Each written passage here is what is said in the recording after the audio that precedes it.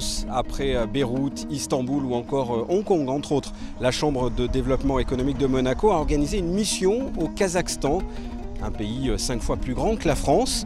Des entrepreneurs monégasques ont ainsi rencontré leurs homologues kazakhs dans 2 villes différentes, à Almaty, l'ancienne capitale, mais en premier lieu dans une nouvelle capitale, une ville complètement neuve, Astana. C'est là où nous nous trouvons, Serge Prémont et moi-même, et c'est là que tout commence.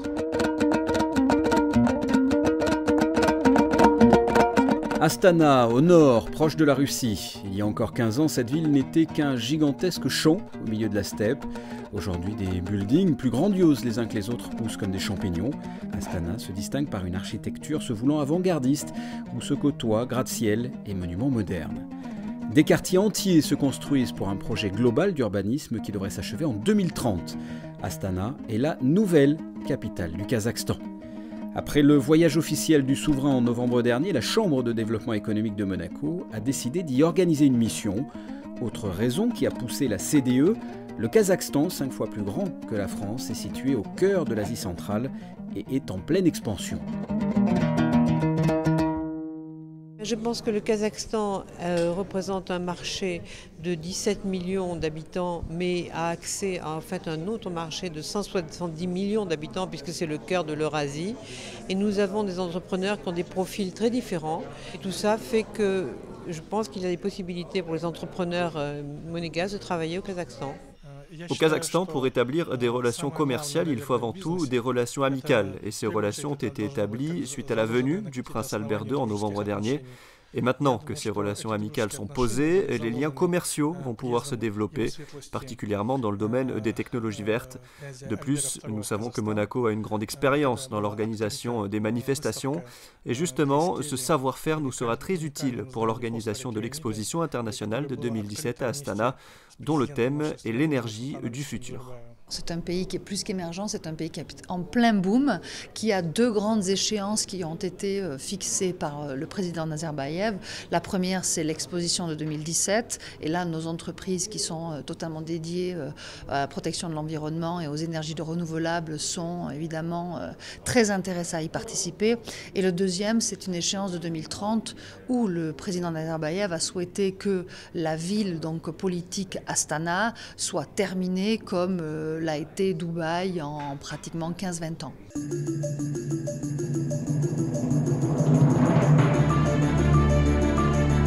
La mission économique était composée d'une vingtaine d'entrepreneurs de la principauté, que ce soit dans le secteur bancaire avec des représentants de la BNP, la Société Générale et la CMB, 2 cabinets de consulting.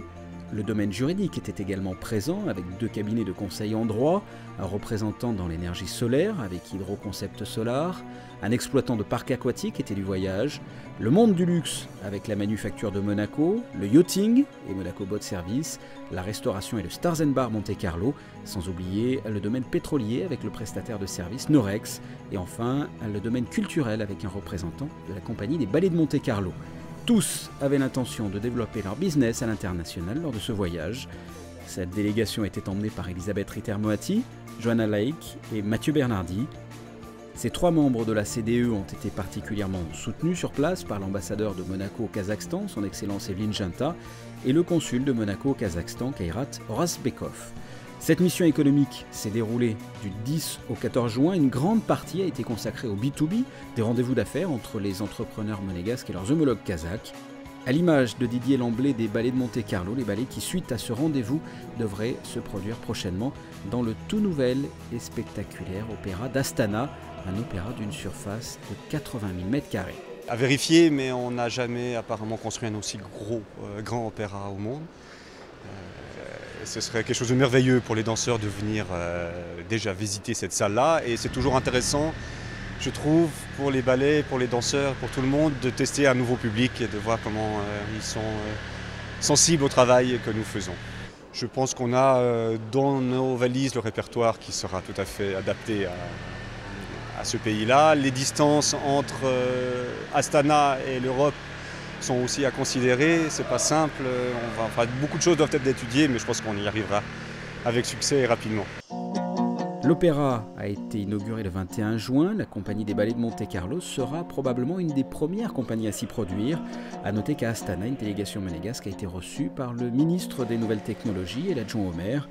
Astana étant une ville entièrement neuve et en pleine expansion, l'adjoint au maire était particulièrement intéressé. Effectivement, lorsque nous sommes allés voir le maire d'Astana, immédiatement, il nous a proposé dès le lendemain à 2 entreprises d'aller visiter des terrains pour des implantations de projets. Donc vous avez raison, c'est difficile de communiquer avec eux, c'est difficile d'avoir des informations en amont, mais quand on est sur place, ça va très très vite.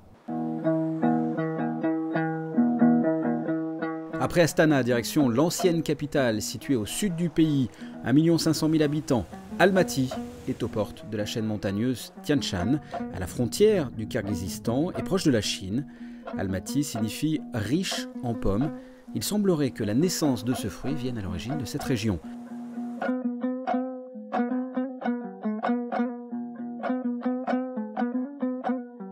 À Almaty, la Chambre de développement économique a également organisé de nombreux rendez-vous pour ses membres. C'est un travail de longue haleine que nous avons préparé depuis plusieurs mois. Notre objectif premier est de permettre aux entreprises monégasques qui nous accompagnent d'avoir des rendez-vous constructifs dans lesquels des projets, des contrats vont pouvoir être signés ou en tout cas des premières prises de contact.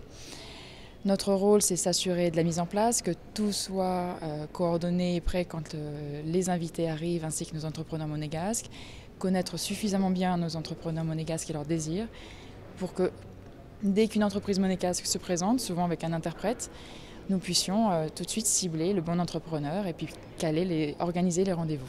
Chaque pays a ses spécificités, sa propre façon de fonctionner et de faire du business. Les contacts ont été pris en amont par la CDE. Le jour J, les entrepreneurs kazakhs n'avaient toujours pas confirmé avec précision le rendez-vous. Les affaires se font comme ça ici.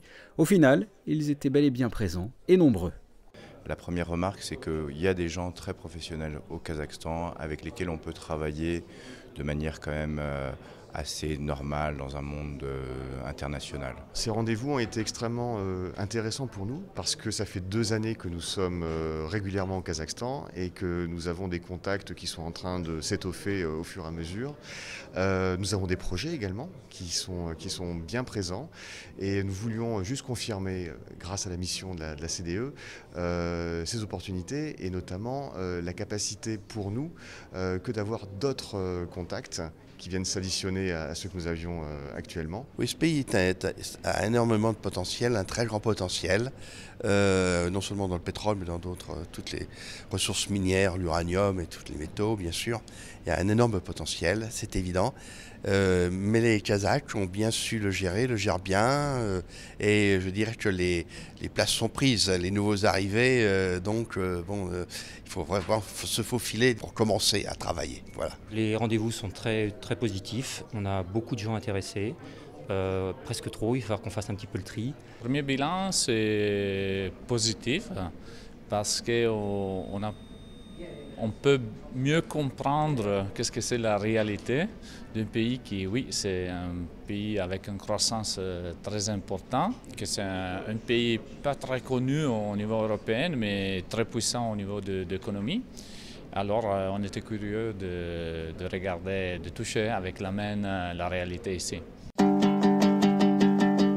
Entre Astana et Almaty, à l'issue de ces 3 jours sur place, de nombreux contacts ont été pris. Les retombées économiques se feront dans les mois à venir.